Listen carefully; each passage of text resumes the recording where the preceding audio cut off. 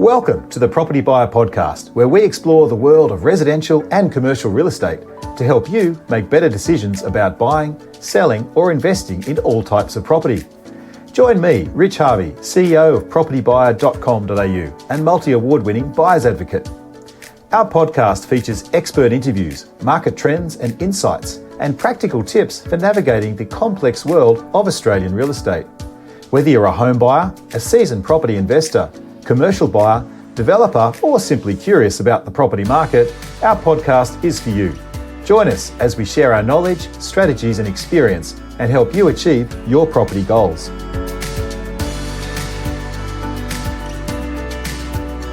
Welcome to our next edition of the Propertybuyer Podcast. Granny flats have often been sprouted as the best thing since sliced bread to help solve the affordable housing crisis and boost yields for property investors. But are they really all they're cracked up to be? What are the pitfalls and the benefits of installing a granny flat on your property? Do they detract value or add value? And how difficult is it to get approval to build a granny flat? In New South Wales, the Housing Affordable SEP, the State Environmental Planning Policy, allows granny flats in a wide variety of situations and zonings. In Queensland, each individual council has its own regulations, while in Victoria, recent legislation changes has paved the way for building flats in a similar way to New South Wales. So, to help discuss this topic, my guest today is Wally Gebrael, Director and Design Manager of Granny Flat Solutions. Welcome, Wally. Thanks for having me, Rich. Great to have you on the podcast. Looking forward to it. Yeah. Look, we have a little tradition. I'm going to throw you a curveball here. We have a thought of the week, and I'd just love to get your thoughts on this. And this is from Maya Angelou, and she says, "I've learned that people will forget what you said, people will forget what you did, but people will never forget how you made them feel." What do you take from that quote? I think it's very, very true. I can think of many cases where I remember someone who's done something nice to me, and you tend to remember that for a very long time. So, yeah, I think that's a great... Might even use that. There you go. Fantastic. Yeah, I love that quote too, because it's, you know, people forget, you know, when you do a presentation, people walk out the door and forget pretty much everything you've said. Yeah, absolutely. But they'll remember that speaker, he was really a dynamo. He actually gave me some really good value. There's something about him, you know, they'll remember that. So. Well, hopefully I can make people feel good. Exactly. Me, so. That's the whole point of this podcast, to give people some great value. So let's rip into it. So tell me, firstly, how did you get into the granny flat industry? Tell me a bit about your background. How did you get into property? Sure. So I started my life as a building designer and started my own business when I was 20 years old. And I was doing plans for people, you know, houses, extensions, those types of things. And granny flats wasn't a thing then. But I remembered I always liked the idea of designing practical spaces. And I didn't like oversized houses because they were, you know... to me it didn't make sense. I thought, design it for what you need and don't have any wastage. So for me, as soon as I heard about the affordable housing SEP and granny flats and what they were about, it was a no-brainer. I thought, I have to do this. This is a exactly perfect marriage, perfect fit. Yeah, absolutely. Yeah, great. Absolutely, yeah. Excellent. Yeah, great. Yeah. What did you study early on in your life? Did you do any I courses? studied drafting a course. Oh, perfect. Great fit. Yeah. And then from there, I remember wanting to go do an architecture degree afterwards.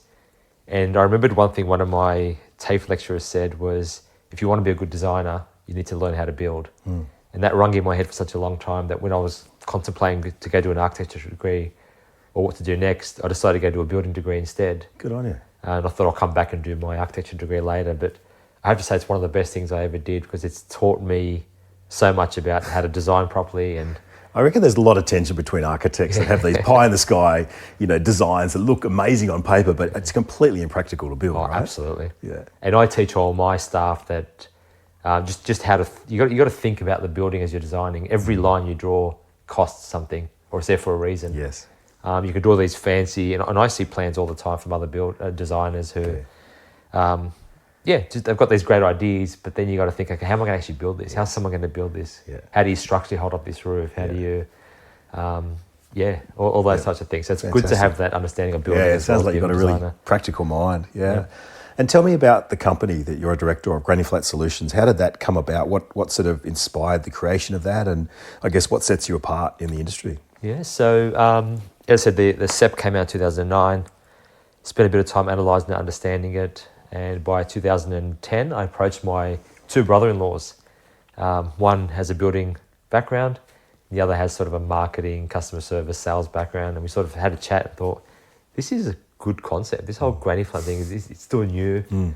I thought, what a great idea. Let's all use our different levels of expertise and, start a granny flat business. And at the time, it was meant to be a side hustle. I'll continue doing my drafting and design, and, the others would keep doing their thing. Yep. Not knowing at the time how early it was or how it was about to explode. Yeah, absolutely. Yeah. But saying that, being the family that we are, it's something that we've always held very strong as our core values, and we try to show that to our customers as well. We have a lot of people come through our office and they just love the vibe of it. They feel very comfortable, and we're the three of us get along so well. We do our own things. It's a great match, but we love to speak to our customers and give them the reassurance that they're dealing with a reputable company and things like that. So people like that. Awesome. How many granny flats have you built since you started? The last count we did was probably about a year ago, and it just exceeded the 2,000 mark. Wow, that's awesome. Well done. Congrats. Yeah, that's a great achievement. Yeah, absolutely. Thank you. So, Wally, what are some common misconceptions that people might have about granny flats, and how do you address them? One of them is that, and this comes back from when we first started doing granny flats, people didn't quite understand what they were. People still sometimes think of a granny flat as a sort of a cheap sort of garage conversion / just a little vibro shack down the back kind of thing, or a substandard type accommodation. But when you actually show them what a granny flat is, and that it's just a house. It's like building a brand new home. And it's exactly what it is. It's just on a smaller scale. And some people also think that it's quite small and squishy and can't be comfortable in there. But the reality is they're two. If you're building a 2-bedroom granny flat, they're two full-size bedrooms. You get all the facilities. It's actually a brand new house, just on a much smaller scale. So it's getting people's mindsets around that. The word granny flat, it's got that stigma around it, but they're not, crappy old homes. They're actually modern. You think homes. because the word granny is associated with old, isn't it? That's absolutely. The thing. Yeah, absolutely. But as you say, it's a brand new dwelling with fantastic space. It's very usable, very functional. Oh, absolutely. Yeah. Funny story, when we first started the granny flat business, I was talking to real estate agents at the time and saying, hey, what do you think about this idea? And most of them were saying, oh, look, not many people have their granny living in the backyard. And at the time I was thinking, I'm not thinking of granny, I'm just thinking accommodation. I'm thinking, investors. But it was still new again, like I said, and people were thinking, no, this won't take off. People don't want grannies in their backyard. That's it. Still had that stigma back then. So tell me about some of the benefits, the upside of putting a granny flat from the perspective of the homeowner and perhaps the perspective of the investor. What are the upsides? Sure. From a homeowner's perspective, look, it's twofold. One is, if you're an empty nester, you could build a granny flat in the backyard. It's much smaller, easier to maintain. And that's sort of all you really need, a small space to live in. Leave the kids to leave the main home to the kids. On the other side of that is you could build something for the kids to live in, particularly in a time when it's quite expensive to get in the property market. From an investor's point of view, it's just that additional income. The return on investment's quite high. Sort of a no-brainer from an investment point of view. Yeah, some of the yields that we're seeing, and we'll talk more about that later, is just phenomenal. Like what are you seeing out there in terms of the yields at the moment? Just on the investment of the granny flat itself, 15-20%. Yeah, easy. Yeah, incredible. That is phenomenal. Yeah. When you average that out across the house, it certainly brings it more above the 5% mark, doesn't it? Exactly. Yeah, it's great. Excellent. Tell me about the process of adding a flat. Like, just walk me through the steps of building a flat, and what are the key steps from start to finish? I think from the very beginning, when somebody says, hey, I'm thinking of building a granny flat, the first thing you have to do is do a feasibility. And that's not just around the cost, it's just more about, can you actually build one? Yeah. You need to understand the regulations.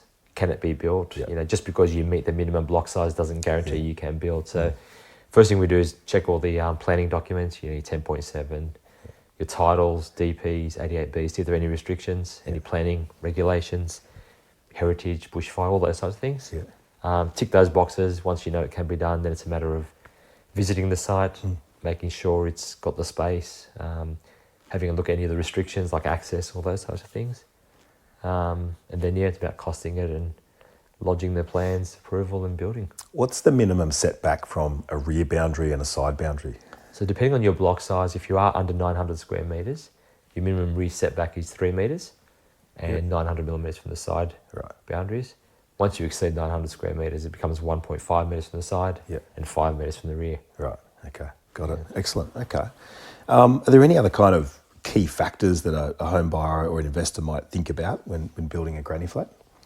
I think lifestyle, really. You know, if you're going to build a granny flat, if you're living in the property and you want to build a granny flat in the backyard, you've got to ask yourself what it's for. If it's for investment purposes, do you want people living in your backyard? And if so, do you want to design it in a way where it doesn't impact on your privacy, your lifestyle, use of the land? From an investment point of view, like I said, it's, as long as there is space, it's sort of almost a no-brainer. Yeah. Okay. Tell me more about the council, the regulatory constraints. So what's the minimum size or the maximum size, you can build for a flat? Yep. So the SEP, which is the State Environmental Planning Policy, says the maximum size you can build is 60 square metres. This is like a 2-bedroom unit. Look, in some councils, if you read through the SEP in a bit more detail in their LEPs, you can actually build bigger, particularly in rural areas where they allow you to build a percentage of the size of the existing home. Some examples of that are around Hills Shire and Hornsby Shire councils, where if you are on a rural property, you can build 25 to 30% more of the size of the existing home. Oh, wow. So imagine some rural properties with those really big mansions. Yeah, perfect, Hornsby allows you to go up to 120 square metres. Right. As a maximum. Yeah, and we've done that quite a few times. It honestly becomes like a 4-bedroom home. Yeah. And it's the granny flat. So. That's brilliant. Yeah, right. Yeah, but and it doesn't need to be attached. It's a separate dwelling. Completely separate. Yeah. But otherwise, typically, it's 60 square metres is your maximum. Yeah, great. Okay. Then there are other things that we've got to consider, like I mentioned before, like making sure it's not bushfire affected, flood affected, conservation and things like that. Yeah, cool. Okay. Like in New South Wales too, tell me about the approval process. How long does that take? Is it a rubber stamp? Do you got to go through council and present a case to the councillors? How does it work? Yeah. So part of the feasibility, again, at the beginning is doing all the compliance checks. If you meet all the requirements of the SEP, so in other words, you meet the setbacks, the heights, the landscaping ratios, the site coverage, all those things, you can go through a CDC potentially, and that's where you use an independent certifier. And it is it's like a tick box approval. They'll just check everything, make sure it all complies. They notify neighbours for 14 days, and then after that, it's approved. Can the neighbour object or do anything? Or is there any rights for neighbours? Not really. We do often get calls from neighbours, but it's not usually to complain. It's just when you go through council, for example. So let's just say, for example, you can't meet all that tick box requirement. You go through council. Council actually send copies of the plans to your neighbours. Not so much the floor plan, but at least the site plan, elevations. Yeah. Under the CDC process, there's no neighbour notification. Right. It's just a letter to say we've received an application. Yes. So often we'll get calls from neighbours, not to complain, just wanting to know where's it going. Yeah. Is it closer to my boundary, the back boundary, or when? Otherwise, so which is a common, I guess it's a valid concern. Yeah. So we'll often tell our clients, we suggest having a chat with your neighbour, at least give them a site plan. Put their mind at ease that you're not doing anything that's dodgy or too close to their fences. Fantastic. Tell me, I guess some of the mistakes or the pitfalls that some people might do when they're trying to build a granny flat. Like they might buy property perhaps and then not get it assessed and then realise they can't build one. But have you seen any clangers, like in terms of people trying to build granny flats, like the wrong design, the wrong materials, the wrong shape? Tell me about that. Yeah, we have actually. Give me some war stories. Come on. To start with, we've always said if we have clients who are looking at buying and not sure if the property is suitable, we'll ask them to send us through contract of sale if they have it, and we'll just do a quick assessment for them. I think after a while, some people feel bad that they keep asking us, so they'll just say, look, I'll just buy this property. I think I've done enough checks. And I can't tell you how many times it's happened where they end up buying that one property that's the wrong one. You should have told us. We would have checked it out for you, and it could have been something that was flood affected, or there could have been some constraint on there, or a big tree that happened to be protected, or something along those lines. And often good conveyancers will pick up on all those things, but a conveyancer is not going to inspect the property, so they're not going to know that there's a big tree in the backyard or things like Nothing that. Nothing beats a physical inspection, does 100%. it? You know, like that's the thing. Some people try to buy properties interstate, a lot of our investors, and we say, look, good luck to you, but I'd recommend you get boots on the ground, have someone licensed to do this job for you, because absolutely. It's a big investment. 100%. Yeah. But things like easements, people don't think about. covenants. There are actually restrictions. Like I know, for example, in some of the new greenfield subdivision areas, particularly down Southwest Corridor, there are a lot of 88Bs that I've read that actually restrict you building a secondary dwelling. So as part of the estate or their guidelines, they are very particular not wanting. So like around Oran Park or places Campbelltown. like that, Menangle Park. So the Section 88B, tell the audience what that means. So yes, it's like it outlines any restrictions on the property. So it'd be a legal document which was created when the subdivision was done, and that's registered so that stays on that property for forever, really. Yeah. So even if you sell it, that remains as it's like a caveat or a restriction. It's a long-term guideline. Yeah. So people would buy without reading that information and realise that they can't actually build. And they're stuck with the property. They've either got to resell or do something differently with. Okay. But yeah, we've also seen lots of properties where, or just clients have got these great ideas what they want to build, but it's just the wrong area. So you're trying to build this glass box in an area which just doesn't fit in, So, but yeah, I've seen them often. We really appreciate you tuning in to the Propertybuyer Podcast, and I hope that you're finding our expert interviews helpful. So that we can keep providing this information and growing our audience, we rely on word-of-mouth recommendations. If you found this information useful, could I please ask you to share this podcast with your friends, family and colleagues, and ask them to subscribe to the Propertybuyer Podcast. It would be a big help, and we'd be very grateful for your support. Thanks once again for sharing the links. And now, let's get back to the podcast. So let's talk about how granny flats may or may not add value to a property. What's your view on that? Because when granny flats were first suggested, it was like granny flats, but they'll just detract from the value of the property.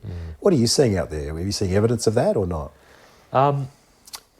From the research I've done, and I'd love to get your input on this as well, Rich, but the research I've done, I've seen a lot of properties that are selling with a granny flat on there, and the value of that resale compared to another one in the same area, it's usually, or I've found anyway, it's about the same as what you'd spend on the granny flat. And I actually saw this, I think it was in Collerton many years ago. There were two houses for sale in the same street, one with and one without a granny flat.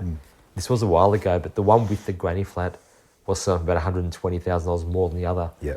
And they looked like they were similar size, similar spec homes, number of bedrooms and whatnot. So, and that's stuck in my mind as that's always been the case. But I don't know. I'd love to get your thoughts on what you think as well. Used to be the common perception. And in fact, it's actually, it's really suburb dependent. I mean, Collerton, for those that don't know, is in Sydney's western suburbs, out near Penrith. It's a lower demographic area, but great area for investors. A lot of our investors were put into those areas around there. And we've done hundreds of flats ourselves in those areas too, Wally, and done really well. Back in the day, talk about 2009, 2010, we were buying houses out there for like $300K, doing a granny for like 100, and you're getting $800 a week rent, like 10% yields. It was amazing, right?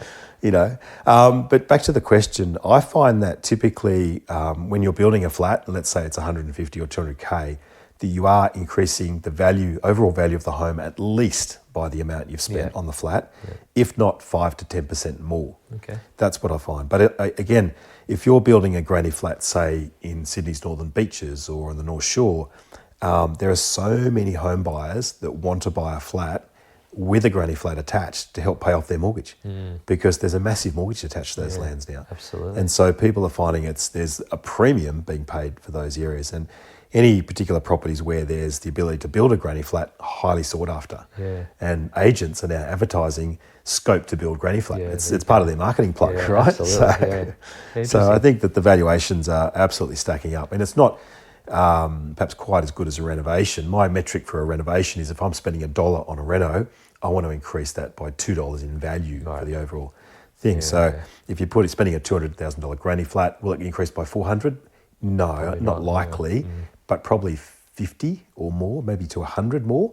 And that's been my experience in building a granny flat too. Yeah, it's good. It's interesting because we do get investors ask the question, should I buy a property, put a granny flat on and sell it? Yeah. And to me, I think building a granny flat's a great investment, but it's a longer term investment, not so much a short term one. Exactly. The gain is going to be what you paid. It's not worth it if you want to sell it straight away. But from a longer term, increase in rental income and Exactly. the Yeah. yield. It's unbelievable. Well, you think about it, if we can do the metrics on it, but if you buy the flat, you might have, if you're getting $30,000 a year in rent for it, let's say you paid it off in 6 to 7 years, and then it's just going to keep chipping away at your mortgage thereafter. Absolutely. Right? Yeah. And with the CPI and everything in that period, there'd be more rent than it is now. Exactly. Yeah. Yeah, true. Yeah. The other thing is, just back to the question about adding or detracting from value, I think there is certainly times where you wouldn't put a granny flat on properties that are more prestige, or in an area where if you're selling it to another buyer and it would impinge on privacy, for example, and some families they want the big block, they just don't want that sort of issue with having someone walking down the side path every day. Yeah. And that's a very valid point as well. And we have had clients ask our honest opinion. We had a client in Warrawee, which is sort of North Shore, Yep. North Shore. Up North Shore. And the house itself was absolutely gorgeous. And he's saying, should I build a granny flat? I said, look, yes, but I want you to consider it of the house. The house itself's got this old charm about it. Yeah. So we said, our honest recommendation, if you're going to do it, try to match it. Put some of those elements into it. Don't just build a cheap cladding. Yeah, so otherwise it looks out of place. Oh, absolutely. Yeah. And I honestly believe that will add value. Yes. Because it'll be like a miniature version of the main house. That's a really good point. Yeah. Cost a bit more, but worth it. Otherwise, it looks like an add-on, a tack-on. Absolutely right. Yeah, no, that's a really good point. We've had cases where the backyard was quite small. It would fit the granny flat, but for you to walk out of the main house, have another building right, smack bang in your face, you've got to manoeuvre around it to get to your backyard. And sometimes it's just not the right solution, I think. Got it. Yeah, cool. So could work against you. Tell me about financing of granny flats. So they're how do home buyers and investors typically come up with the funds to build a granny flat? And are there any kind of special restrictions in terms of financing? Look, I think it's pretty much the same avenue you'd go through for building a new home. It's either a construction loan, that's probably the big one, line of credits, those types of loan packages. But another big one, which I've sort of seen over the last few years, has been self-managed super funds. So when we're dealing with a client, they'll say the owner of the property is a super fund itself. Yeah. I don't know all the legalities around it, but I know that people who have the money in their super funds could use that. So I do know the answer to that question. Oh, I'll answer it for you. Yeah. So it's simple. You can get a house in your super fund, but you can't borrow to build the granny flat. So you need to use the cash. The money needs to be in the inside the super fund. Okay. There is probably some clever arrangements, but you can't actually borrow because there's really technical rules around that. Yeah, but again, speak to your accountant about that if you're interested in that. Yeah, cool. Tell us about, I guess, some success stories of people have built through you and so what they've got out of it. Tell us where you're building. Just tell me a few stories. Yeah, sure. I think the success for these clients hasn't been so much a monetary thing, but more in what it's done for them. One particular case I could think of was a client had a disabled daughter, and they'd gone through the whole SDA, trying to get funding to fix the house, and the way the house was situated, it was just wouldn't work. Yeah, it wasn't going to work. It was going to cost way too much, and they kept dismissing the idea of a granny flat because they just thought it was going to be small and not going to work for them. But we worked with them for some time. The property was based in Concord, and ended up designing and building it was a 1-bedroom granny flat. Cool. With everything they needed, so that the wider doorways, the kitchen bench top heights, the light switches, everything. And for them, that's a success. Right? They got the daughter into it. She's still living in the property. Great. Parents are still close by. They've always got a carer who stays in the granny flat with them. But that's fantastic. Yeah, forget the money side of it. Yeah, absolutely. It's helped them so much. And what about generational living? Have you seen a lot of people come into your business and they've got literally elderly parents, grandparents want to live near the family? Have you seen much of that? Yeah. Honestly, that happens almost every day. Any particular areas you're seeing that happening? Look, I think a lot of it I've found has been sort of North Shore, Northern Beaches area, and maybe that's just because where we are based geographically, we do a lot of work in those areas. It's those with the big blocks and just need that additional space. It's parents are getting older, they can't come up and down the stairs anymore. So the grand flat's perfect for them. It's all they really need. They don't need the 5-bedroom home anymore. So it's great. It's it's sustainable. It's a smaller home, easy to maintain and clean. And on the flip side of that, I think I might have mentioned it before, is the sort of younger couples or teenagers who just can't afford to buy a house anymore. So they can take out a loan, and the parents will be guarantors on the property. it's a $200,000 investment, or anywhere between 150 to 200,000 type thing, and then it's easier to pay off and manage. Yeah. Yes, they don't see the value of it when they move on, especially as a young couple, but it's got somewhere for them to live. Yeah. So Brilliant. it's huge. Yeah. Fantastic. So I know we've sort of touched on this before, but is there any other potential drawbacks associated with granny flats that people should be aware of? Is there anything like where you'd say, look, it's just not suitable to build, or it's not the right type of solution for you? Yeah, probably on the smaller lots where they're really trying to squeeze it in. And numerous times we've told the client, look, we don't think it's the right solution. Yeah. It puts us out of a job, but that's what we would do. Yeah. That's what I'll do if it's my property. Good on you. Yeah. And sometimes you just got to ask them what they're really trying to achieve. Yeah. Because you can actually build studios, like studios which have only a 1 metre side or rear setback as opposed to a granny flat. Right. And sometimes you find that all they really want was some additional space. Like a home office or something like that. Yeah. So they thought the granny flat was the right solution. Yeah. So when you speak to them, it's like, why don't you just put a studio instead? It's only half the size, but that's all they really need it for. Got it. Yeah. It's not, so you can't live in it, you can't rent it out. But it doesn't take up the whole backyard then, for exactly example. right. Yeah. But yeah, to me, I think the drawbacks are more around those smaller properties where you're just trying to squeeze it in. Yeah. It might comply. Yeah. It'll still work. Yeah. But is it the right solution? Yes. Is it going to suit your lifestyle? Yeah. I think that's really important to understand. Yeah, got it. Yeah. I've seen, I think I saw one up the road here, and it was like almost like a glass house. They try to get so much solar, but I'm thinking that would just cook you in summertime. It's just way too much glass, you know. Absolutely. Yeah. So we've talked a bit about multi-generational living, but let's talk about, I guess, design trends. And you're a designer. I guess you love kind of adding a bit of flair. What's the newest thing, and what's exciting? What's sort of making an impact in granny flat design at the moment? Yeah, good question.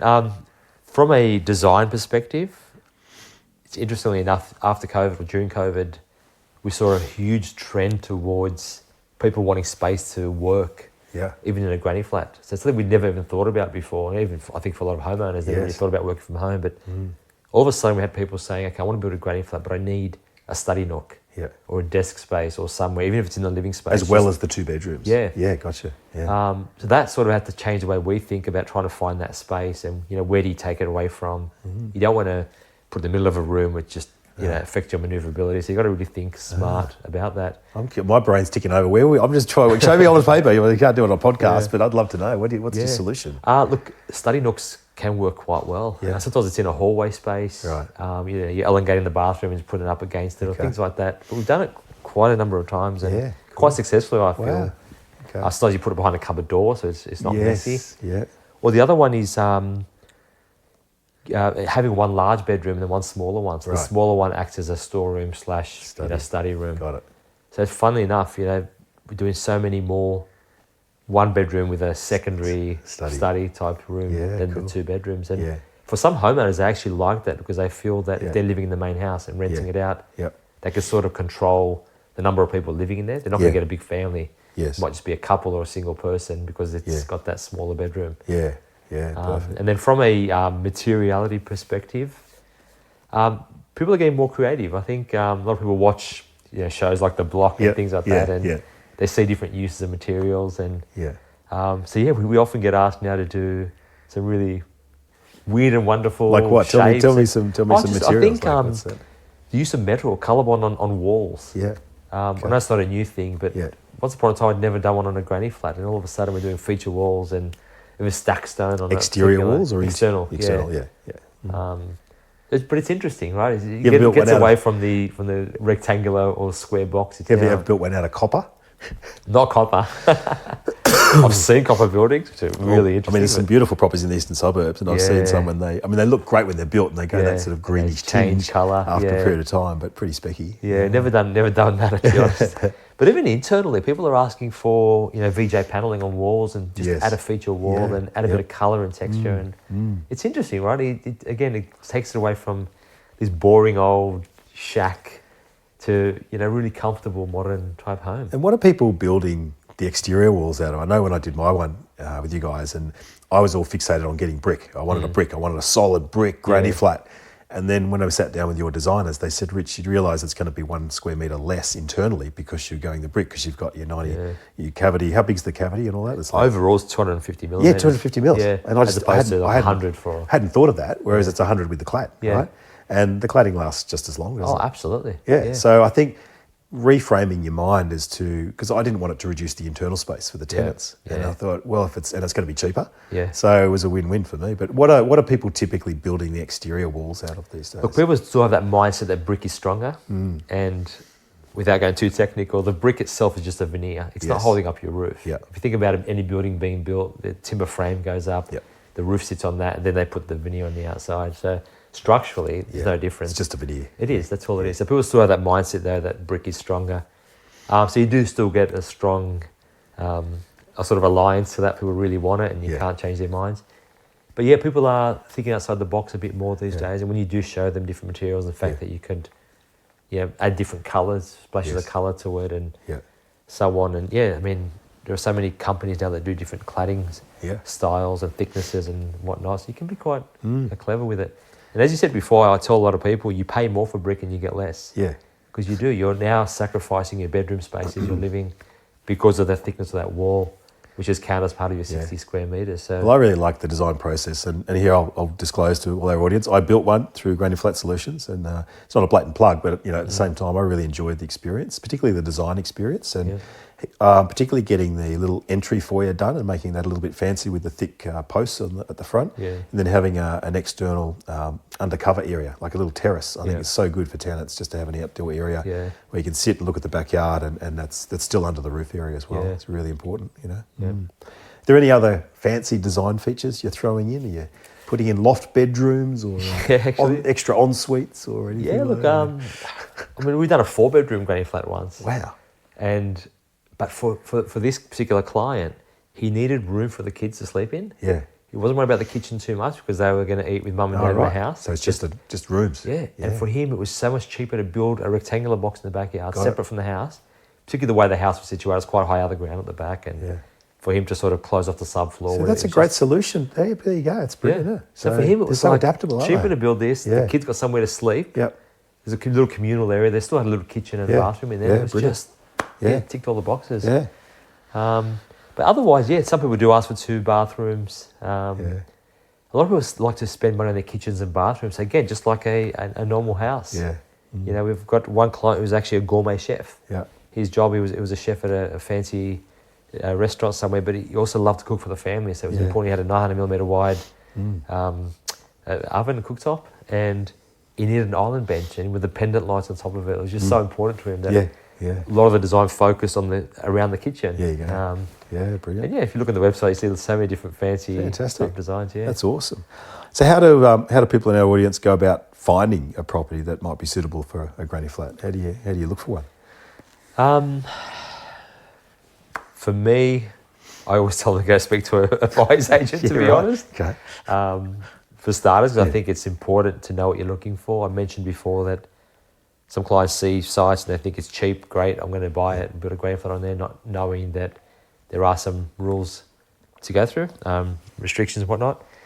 I think it's important, to understand the rules and regulations, have a look at the block, get an expert to look at it for you and tell you yes or no, because not every single block is suitable. Just because you've got a big backyard, it doesn't mean you're guaranteed and it might look really good, but little do you know there's a sewer main right across the middle, and you've got to relocate that or encase it if you want to build over it. Yeah. There could be other covenants over the property. 100%. Yeah. I think you just got to do your homework. You've got to know, you've got to understand what you're trying to achieve out of the block. Yeah.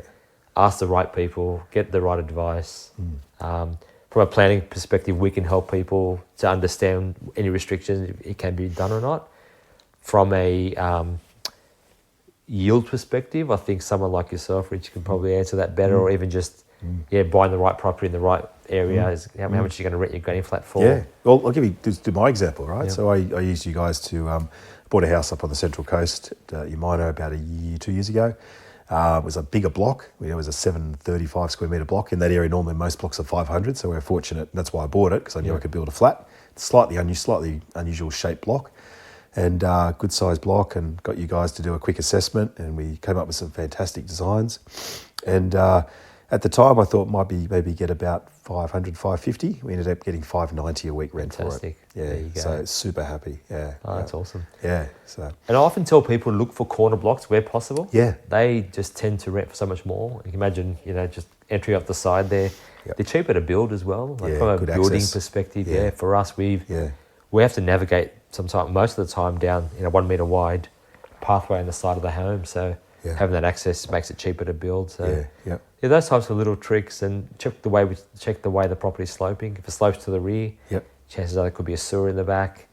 Think about how you get your stormwater away from the back to the front. So those types of things are really important. It's not just the price. I mean, obviously that's very important, but it's understanding what you're trying to achieve and make sure you find the right property. And I found just when I was looking for a property with a flat and I'd send you guys properties, the response rate was quick. It was like a couple of days back, and you'd over superimpose a particular design on the flat and work it out. And so it was great. And you obviously got all the online tools to work out where sewer lines are and that sort of thing. Absolutely. So it's brilliant. So just quickly back to the rental perspective on things. One other tip I'd give to our listeners is chat to a property manager in the area, at least more than one, like 2 to 3 property managers. Say, look, I'm thinking of building a granny flat. Tell me what the rental income's going to be. And then you go in your eyes wide open. Now, just bear in mind, some property managers are not terribly proactive. They might be a bit more reactive. So that's why I say talk to a good one. Don't let them underestimate or overestimate. Get a couple of quotes for rentals and ask them what types of people are going to be renting in those areas as well. Make sure they're good quality tenants. But I can tell you, people love renting flats because, number one, they're affordable. Often they're brand new. And secondly, they're better than apartments because you've got more privacy typically. And you're not quite as close to your neighbour when you're in an apartment. That's right. So no strata fees. No strata fees. Those things as well, Yeah, I've got 2 properties with granny flats in my portfolio, and I don't think I've had them vacant for more than a week ever. Yeah, wow. Always, as soon as they're vacant, bang, they're just rented straight away again. It's fantastic. So one question I get asked a lot is it worth doing a 1-bedroom granny flat? And the only reason people want to build a 1-bedroom is if the space is a bit smaller. And I often do tell them speak to a real estate agent and see, because the cost difference between a 1 and 2-bedroom to build is not significant. Yes, it's quite. So I always say get some advice and find if there's a demand for it in that area, then go for it. If not, then maybe it's not the right solution. Yeah, brilliant. So I guess finally, for our listeners out there that might want to explore putting a granny flat on their property, Wally, what's the next steps if they want to talk to yourself? Or how do they get in touch with you? They can call the office, which is Granny Flat Solutions, and just ask for a site inspection to be done. Typically the first question we'll ask is, have you just recently purchased a property and do you have a contract of sale? Yes. Because if you do, then we can do a lot of research before we come out there.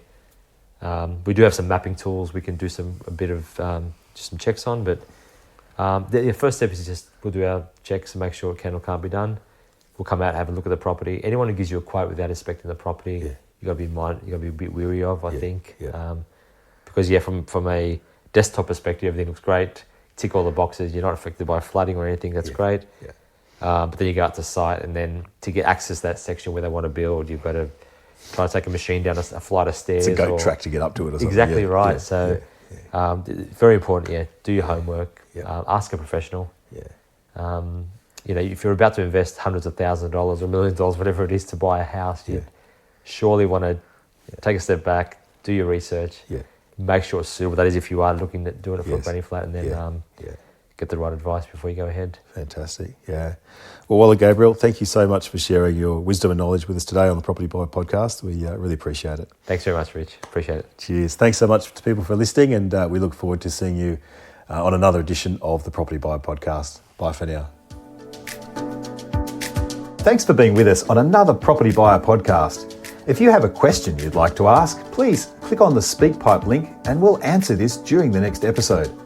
If you're looking to buy a residential or commercial property in the near future and would like to get the added advantage of having a buyer's advocate on your side, then please reach out to my team today and send us your inquiry, and we'd be delighted to help.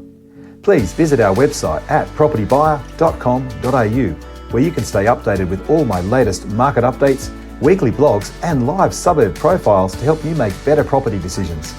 We look forward to connecting with you again on the next Propertybuyer Podcast.